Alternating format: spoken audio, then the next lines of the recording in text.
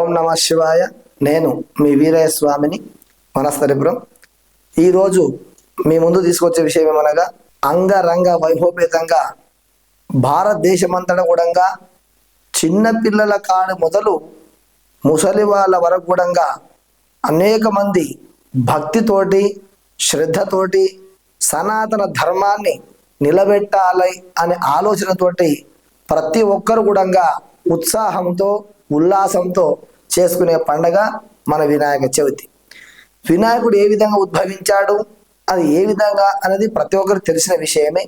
దాని గురించి మనం పెద్దగా వివరించే అవసరం లేదు. ప్రస్తుతం నడుస్తున్న ఈ సమాజంలో ప్రతి ఒక్కరు పిల్లలకు కూడా కనీసం 2-3 శ్లోకాలు వాళ్ళకు నేర్పించి విద్యావంతులు చేసి భావి తరాలకు వారి పట్ల మీరు ఒక గురువులాగా ఉండాలని చెప్పి ప్రతి ఒక్క తల్లిదండ్రులకు నేను ఉపదేశిస్తున్నాను. ఆ యొక్క 2 శ్లోకాలు మీకు చెప్పదలుచుకున్నాను. ఓం శ్రీ గణేశ శారదా గురుభ్యో నమః. ఓం వక్రతుండ మహాకాయ కోటి సూర్య సమప్రభ నిర్విఘ్నం కురు మే దేవ సర్వకార్యేషు సర్వదా. చదవడానికి ఇది 4 లైన్లు మాత్రమే.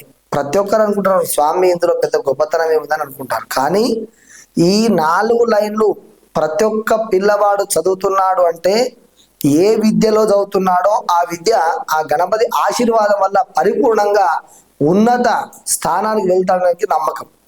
వక్రతుండ మహాకాయ, వంకర తుండము కలిగినట్టు భగవంతుడావో విఘ్నేశ్వర. మహాకాయ అంటే దేవతలందరూ ఎవరయ్యా బొజ్జ పెద్దది అంటే వినాయకుని, కాబట్టి మహాకాయ. కోటి సూర్య సమప్రభ, ఒక్క సూర్యుడు వస్తేనే ప్రపంచానికి ఇంతటి వెలుతురు వస్తుంది. అలాంటి కోటి సూర్యులు ఒకేసారి వస్తే ఏ విధంగా ఉంటుందో అలాంటి వినాయకునికి మా యొక్క నమస్కారము. కోటి సూర్య సమప్రభ నిర్విఘ్నం కురుమే దేవా. మీరు ఏ పనికి వెళ్తున్నా, ఒక వ్యాపారం అనుకోండి, ఒక రియల్ ఎస్టేట్ అనుకోండి, ఒక ఉద్యోగం అనుకోండి, ఒక ఇంకోటి ఏదైనా అనుకోండి, ఆ యొక్క వెళ్ళే ప్రయత్నం ఏదైతే ఉందో నిర్విఘ్నం కురుమే దేవా సర్వకార్యేషు సర్వదా. అలాంటి సర్వ కార్యాలు కూడా నిర్విఘ్నంగా ఎలాంటి ఆటంకాలు లేకుండా ముందుకు వెళ్ళేవాడే వినాయకుడు. అలాంటి వినాయకుడికి మా యొక్క నమస్కారం అని చెప్పి దీని యొక్క అర్థము. ఈ 4 లైన్లు ప్రతి ఒక్క పిల్లలకు తల్లిదండ్రులు నేర్పవలసిందిగా మరి కోరుతున్నాం. మరి అదేవిధంగా ఈ యొక్క వినాయక చవితిలో మనకు ముఖ్యంగా 21 పత్రాలు. స్వామి ఈ 21 పత్రాలు మరి దేని గురించి వాడతారు, అవి ఎందుకు ఇంత ప్రాశస్త్యం కలిగి ఉన్నాయి, మన ఏ ప్రపంచంలో ఏ దేశంలో కూడా లేవు కదా, మన భారతదేశంలోనే ఇంత ప్రత్యేకత ఎందుకు దానికి అని చెప్పడానికి మన సనాతన ధర్మము అనేక వేల లక్షల సంవత్సరాల నుంచి వెళ్ళి ఈ యొక్క భూమండలంలో మన భారతదేశంలోనే కేవలము ఇదంతా కూడా పూజా పునస్కారాలు వేదాలు శాస్త్రాలు చెప్పబడుతుంది. అలాంటి దాంట్లో ఈ 21 పత్రాలు ఏంటి, దాని యొక్క గురించి ఒక 5 నిమిషాల్లో తెలుసుకుందాం మనం. విఘ్నధ్వాంత నివారణైక తరణీర్ విఘ్నాట విహవ్యవాట్ విఘ్నవ్యాల కులస్య మత్త గరుడో విఘ్నేభ పంచానన విఘ్నోత్తుంగగిరి ప్రభేదన పవీర్ విఘ్నోద్భికుంభోద్భవో విఘ్నాగౌ గగన ప్రచండ పవనో విఘ్నేశ్వర పాతు మాం.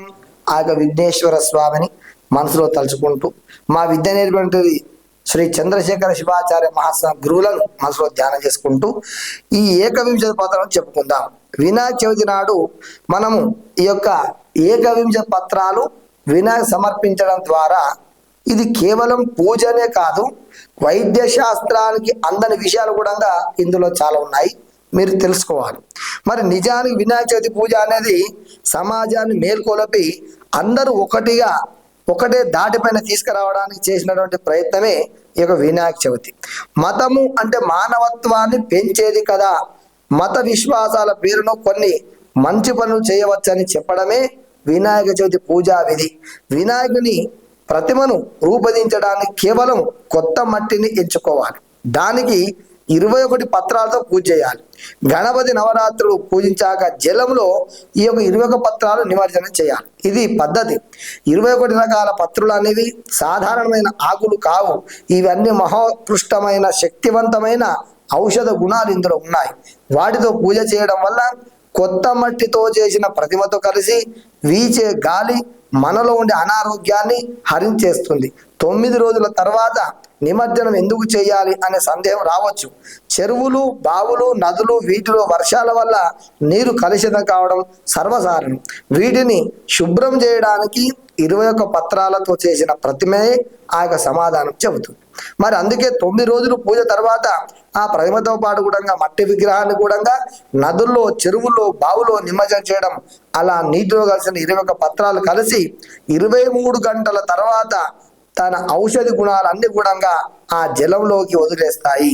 అవి బ్యాక్టీరియాను నిర్మూలించి జలాలు ఆక్సిజన్ శాతాన్ని పెంచుతాయి. ఇది వినాయక నిమజ్జనం వెనుక ఉండే పర్యావరణ పరిరక్షణ రహస్యం. వినాయకుని చేసే 21 పత్ర పుష్పాలలో విశిష్టమైనవి ఈ యొక్క 21 పత్రాలు గ్రంథాలు కూడా ప్రస్తావించారు. వినాయకుని పూజలో వాడి 21 పత్రాలు చాలా విశిష్టమైన ఫలితాన్ని కలిగిస్తున్నాయి. అవేమిటివో ఒక్కోటిగా వివరించుకుందాం. మాచి పత్రం మన దేశంలో ప్రతి చోట కనిపిస్తుంది. మన ఇళ్ల చుట్టుపక్కల ఇది విపరీతంగా పెరుగుతుంది. ఇది గొప్ప ఆయుర్వేద మూలిక. ఇది నేత్ర రోగాలకు అద్భుతమైన నివారణి. మాచి పత్రము ఆకుల్ని నీళ్ళల్లో తడిపి కళ్ళకు కట్టుకుంటే నేత్ర వ్యాధులు నయమవుతాయి. ఇది చర్మ రోగాలకు మంచి మందు. ఈ ఆకును పసుపు, నువ్వుల నూనెతో కలిసి ఆ యొక్క ముద్దను చర్మ వ్యాధి ఉన్న చోట పై పూతగా రోజు రాస్తూ ఉంటే వ్యాధి తొందరలో నివారణ అవుతుంది. రక్తపు వాంతులకు, ముక్కు నుండి రక్తం గారినప్పుడు మంచి విరుగుడు. ఈ పత్రాన్ని గడప సమర్పించి ఓం సుముఖాయ నమః మాచి పత్రం సమర్పయామి అని చెప్పాలి. రెండవది బృహతి పత్రం. భారతదేశం అంతా విస్తారంగా పెరుగుతుంది. దీన్నే మనం వాడుడాకు, నేల మునుగ ఆకు అని కూడా పిలుస్తూ ఉంటాం.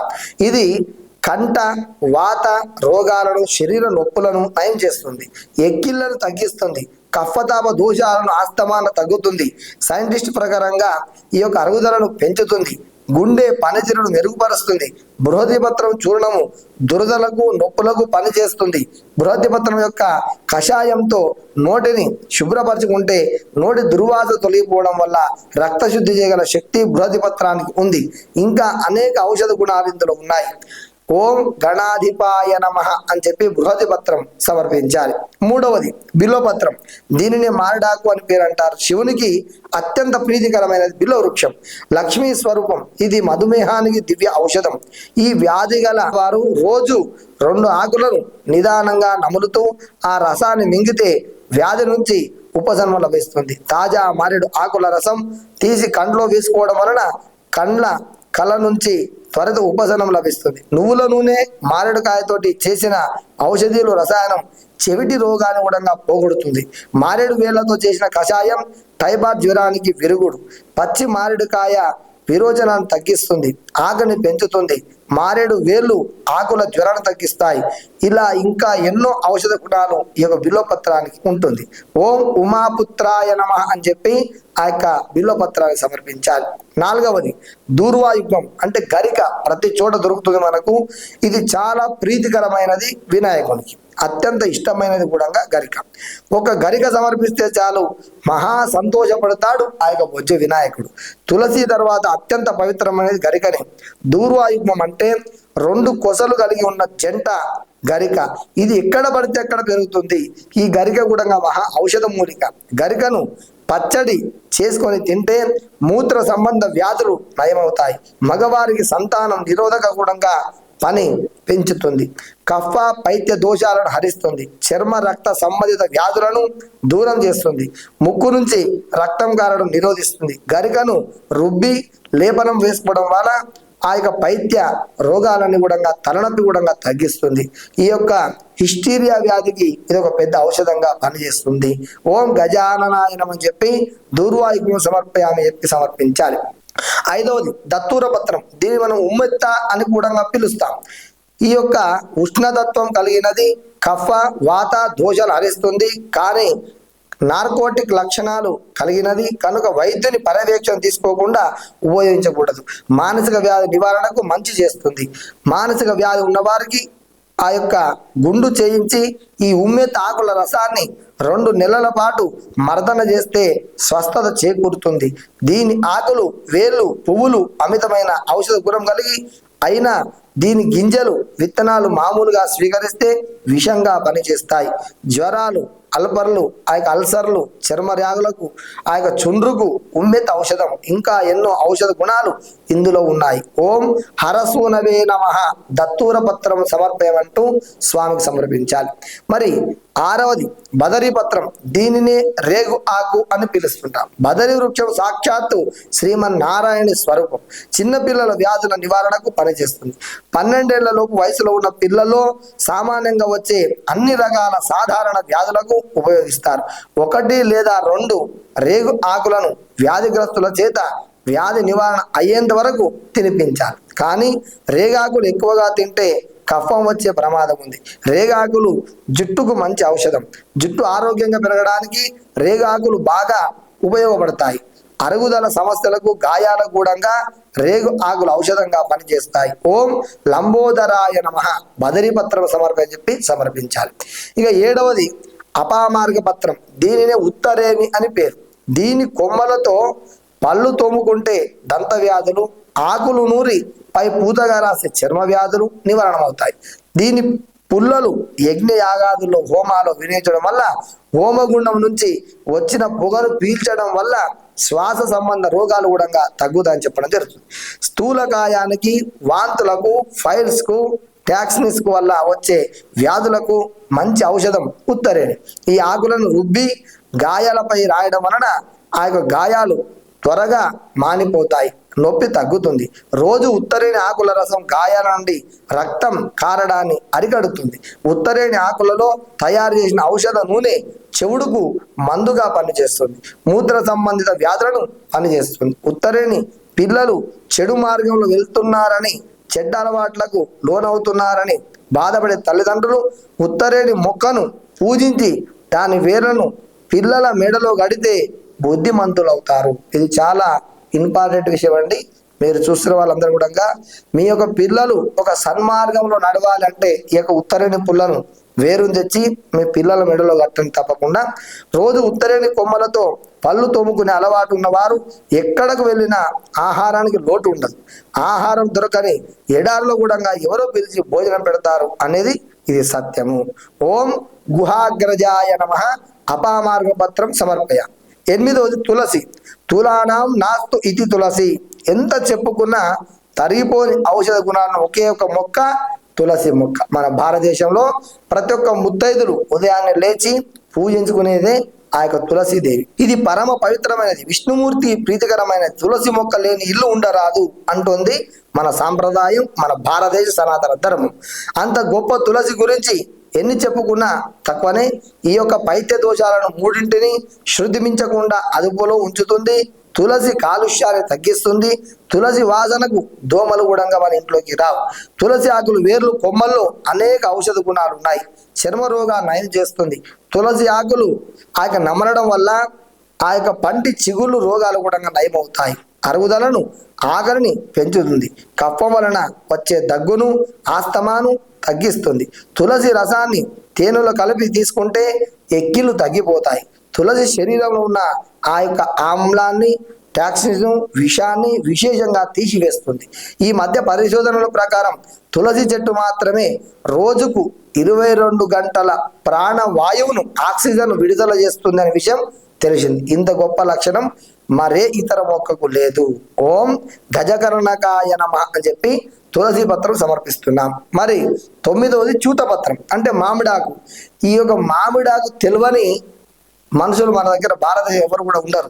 ప్రతి ఒక్క శుభకార్యానికి కూడా ఈ ఆకులను మనము ఇంటి ముందు కట్టుకుంటాం. దేనివల్ల అంటే దాదాపు 72 గంటల పాటు కూడా మామిడాకు నుండి ఆక్సిజన్ వెలువడుతుంది చెప్పి అనేక మంది శాస్త్రజ్ఞులు మనకు చెప్పి ఉన్నారు. నోటి దుర్వాసన, చిగుళ్ళ వాపు వంటి ఆ యొక్క సమస్యల నుంచి ఉపశమనం ఇస్తుంది. ఈ ఆకుకు శుభకార్యాలలో విశిష్ట స్థానం ఉంది. మామిడి తోరణం లేని హైందవ గృహం పండుగ రోజులలో కనిపించదు. ఏకదంతాయ నమః చూతపత్రం సమర్పయ. ఇక 10వది కరవీర పత్రం. దీనిని మనం గన్నేరు అని పిలుస్తాం. గన్నేరుకు శాస్త్రంలో చాలా ప్రాముఖ్యత ఉంది. సాధారణంగా పూజకు కోసిన పువ్వులు చెట్టు నుంచి కోసే సమయంలో చెట్టు మొదట్లో కింద పడితే ఆ యొక్క పర్వాలేదు, కానీ మరో చోట అది పూజా స్థలంలో అయినా సరే కింద పడితే ఇక పూజకు పనికి రాదు. కానీ గన్నేరు పూలకు ఆ నిబంధన వర్తించదు. గన్నేరు పూలు మరే ఇతర ప్రదేశంలో కింద పడిన నీటిని చల్లి పరమాత్మకు అర్పించవచ్చు. గన్నేరు చెట్టు తప్పకుండా ఇంట్లో ఉండాలి. గన్నేరు చెట్టు నుండి వచ్చిన గాలి పీల్చినా చాలు, అనేక రోగాలు నయం చేస్తుంది. గన్నేరు ఆకులు తెచ్చి పాలు కారిన తర్వాత పాలు లేకుండా తడి బట్టలో పెట్టి శరీరానికి కట్టుకుంటే జ్వరిత వ్రతం ఆ యొక్క ఎంత పెద్ద జ్వరం వచ్చినా తగ్గిపోతుంది. కానీ గన్నేరు పాలు ప్రమాదకరం కనుక కాస్త జాగ్రత్త వహించాలి. ఓం వికటాయ నమః కరవీర పత్రం సమర్పయామి. 11వది విష్ణుక్రాంత పత్రం. మనం వాడుక భాషలో అవిసె అంటాం. దీని ఆకును నిమ్మరసంతో కలిపి నూరి తామర వ్యాధి ఉన్న చోట పూస్తే తామర వ్యాధి నశిస్తుంది. ఆకును కూరగా చేసుకొని భుజిస్తే రక్త దోషాలు నివారణమవుతాయి. విష్ణుక్రాంతం మేధస్సును పెంచుతుంది. ఓం భిన్నదంతాయ నమః విష్ణుక్రాంత పత్రం సమర్పయాలి. మరి 12వది దాడిమి పత్రం అంటే దానిమ్మ ఆకులు. భారతదేశం అంతటా కూడా పెరుగుతుంది. లలితా సహస్రనామాలు అమ్మవారికి దాడిమి కుసుమ ప్రభాయే నమః అని చెప్పి కూడా మంత్రం ఉంది. దానిమ్మ రసాన్ని శరీరం మీద రాయడం చేత అలర్జీలు ఆ కీటకాలు కుట్టడం వలన వచ్చిన రోగాలను కూడా నయమైపోతాయి. దానిమ్మ పండు తొక్క గాయాలకు ఔషధం, వాపును అరికడుతుంది, పైత్య దోషాన్ని అదుపులో ఉంచుతుంది. దానిమ్మ పండు ఆకలిని అరుగుదలను పెంచుతుంది, విరోచనాలు తగ్గిస్తుంది, గొంతు రోగాలకు ఔషధం దానిమ్మ. దానిమ్మ పళ్ళు, పువ్వులు, ఆకులు, వేర్లు అన్ని కూడా ఔషధ గుణాలు కలిగినవే. ఓం వటవే నమః దాడిమి పత్రం సమర్పయామి. 13వది దేవదారు పత్రం. ఇది వనములలో అరణ్యములో పెరిగే వృక్షం. పార్వతీదేవికి మహా ఇష్టమైనది. చల్లని ప్రదేశంలో ముఖ్యంగా హిమాలయ పర్వతాల వద్ద పెరుగుతుంది ఈ వృక్షం. దేవదారు ఆకులను తెచ్చి ఆరబెట్టి తర్వాత ఆ ఆకులను నూనెలో వేసి కాచి చల్లార్చిన తర్వాత నూనె తలకు రాసుకుంటే మెదడు కంటి సంబంధ రోగాలు దరి చేరవు. దేవదారు ఆ యొక్క మా నుంచి తీసిన నూనె చుక్కలను వేడి నీళ్ళలో వేసి ఆ నీటితో స్నానం చేస్తే శ్వాసకోశ వ్యాధులు కూడా నయమవుతాయి. ఓం సర్వేశ్వరాయ నమః దేవదారు పత్రం సమర్పయాలి. 14వది మర్వక పత్రం. మనం దీన్ని వాడుక భాషలో మర్వం అంటాం. ఇది అందరి ఇళ్లలోనూ అపార్ట్మెంట్లలోనూ కుండీలలోనూ పెంచుకోవచ్చు. ఇది మంచి సువాసన గల పత్రం. మనం చూస్తుంటాం అక్కడక్కడ మల్లెపూలు కనకమరాలు పెడితే అందులో మధ్యలో పెడతారు. ఇదే మరవకం. ఈ యొక్క మరవకం వేడి నీళ్ళలో వేసుకొని ఆ నీటిని స్నానం చేస్తే శరీరానికి ఉన్న దుర్వాసన మొత్తం కూడా తొలిగిపోతుంది. ఓం పాలచంద్రాయ నమః మరవక పత్రం సమర్పయ. ఇక 15వది సింధువార పత్రం, వావిలి ఆకు. ఇది తెలుపు నలుపు అని 2 రకాలు. రెండింటిలో ఏదైనా వావిలాకు నీళ్ళలో వేసి మరిగించిన నీటితోటి బాలింతలకు స్నానం చేయిస్తే బాలింత వాత రోగం, ఒంటి నొప్పులు ఉపశమిస్తాయి. ఈ ఆకులను దంచి దాని తల మీద కట్టుకుంటే రొంప శిరోభారం ఉపశమిస్తాయి. ఓం ఏరంబాయ నమః సింధువార పత్రం సమర్పయ. 16వది జాజి పత్రం. జాజి పత్రానికి అనేక ఔషధ గుణాలు ఉన్నాయి. ఇది అన్ని చోట్ల లభిస్తుంది. జాజి పూలు మంచి సువాసన కలిగినవి, ఉత్తేజాన్ని మనస్సుకు హాయిని కలిగిస్తాయి. ఈ సువాసన డిప్రెషన్ నుంచి బయటపడడంలో బాగా ఉపకరిస్తుంది. జాజి ఆకులు వెన్నతో నూరి ఆ మిశ్రమంతో పళ్ళు దోముకుంటే నోటి దుర్వాసన నశిస్తుంది. జాజి కషాయాన్ని రోజు తీసుకోవడం వలన క్యాన్సర్ నివారించబడుతుంది. జాజి చర్మ రోగాలకు దివ్య ఔషధం. కామెర్లను, కండ్లకలను, కడుపులో నులి పురుగులను నయం చేయడంలో జాజి పూలు ఉపయోగిస్తాయి. మరి జాజి మొక్కలతో నేత్ర వ్యాధులు, చర్మ రోగాలు నయనం చేస్తాయి. ఓం శూర్పకర్ణాయ నమః జాజి పత్రం సమర్పయ. 17వది గండకీ పత్రం. దీనిని మనం దేవకాంచనం అని పిలుస్తాం. థైరాయిడ్ వ్యాధికి ఔషధము గండకీ పత్రం. అరణ్యాలలో ఈ గండకీ చెట్లు ఆకు మొండి దీర్ఘ వ్యాధులను కూడా నయం చేస్తాయి. చర్మ రోగాలు, పైత్య రోగాలు హరిస్తుంది. దగ్గు జలుబును కూడా హరిస్తుంది. ఓం స్కందగ్రజాయ నమః గండకీ పత్రం సమర్పయ. 18వది శమీపత్రం. దీని వ్యవహార నామం జమి. మహాభారతంలో విరాట పర్వంలో పాండవులు దీని మీదనే తమ ఆయుధాలను దాచిపెడతారు. జమ్మి ఆకులు పసరు తీసి దానిని పుళ్ళున్న చోట రాస్తే కుష్టు వ్యాధి నశిస్తుంది. జమ్మి పూలను చక్కెరతో కలిపి సేవించడం వల్ల గర్భస్రావం జరగకుండా నిరోధించబడుతుంది. జమ్మి చెట్టు బెరడు దగ్గు, ఆస్తమా మొదలైన వ్యాధులను ఔషధంగా పనిచేస్తుంది. ఓం ఇవవక్త్రాయ నమః శమీపత్రము సమర్పయామి. 19వది అశ్వత్థ పత్రం, రావి వృక్షం. ఈ రావి వృక్షం తెలియని ఎవరు కూడా లేరు. దీని మరొక స్వరూపమే పరమాత్మ భావిస్తాం.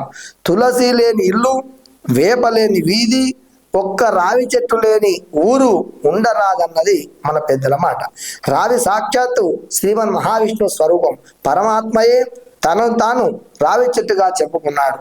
రావి మండలను ఎండబెట్టి ఎండిన పుల్లలతో నేతితో కలిపి కాల్చి భస్మం చేసి ఆ భస్మాన్ని తేనెతో కలిపి సేవిస్తూ ఉంటే శ్వాసకోశ వ్యాధులు నివారణమవుతాయి. అందుకే యజ్ఞయాగాదులలో హోమాలలో రావి కొమ్మలను వాడుతాం. ఇది మన శాస్త్రం. రావి వేరు దంత వ్యాధులకు మంచి ఔషధం. దీని ఆకులను హృద్రోగాలను వాడతారు. రావి ఆకులను నూరి గాయాలపై మందుగా పెడతారు. రావి చర్మ రోగాల కూడా ఉదర సంబంధ రోగాలను నయం చేస్తుంది, రక్తాన్ని శుద్ధి చేస్తుంది. ఓం వినాయకాయ నమః అశ్వపత్రం సమర్పయామి. 20వ పత్రం అర్జున పత్రం. మనం దీన్ని మద్ది అంటాము. ఇది తెలుపు ఎరుపు అని 2 రంగులలో లభిస్తుంది.